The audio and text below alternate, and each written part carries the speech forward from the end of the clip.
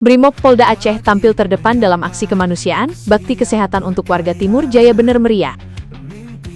Maksud dan kedatangan kami kemari adalah dalam rangka bahasai bakti kesehatan.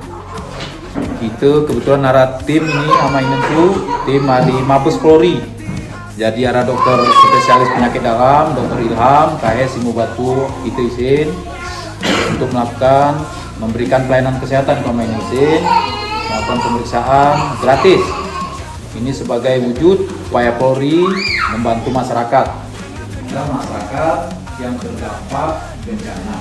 Kegiatan ini menjadi wujud nyata kehadiran Brimob Aceh dalam memberikan pelayanan kesehatan bagi masyarakat, khususnya warga yang membutuhkan perhatian lebih. Bakti kesehatan tersebut dilaksanakan bersinergi dengan Polres Bener Meriah dan tim BKO Dokes Mabes Polri.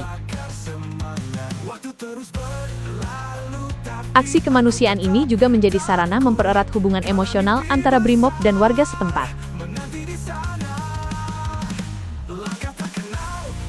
Melalui kegiatan ini, Satuan Brimob Polda Aceh kembali menegaskan peran humanis dan heroiknya sebagai pelindung, pengayom, dan pelayan masyarakat, yang senantiasa hadir membawa kepedulian dan harapan nyata bagi warga. Polri untuk masyarakat, Brimob untuk nusa dan bangsa.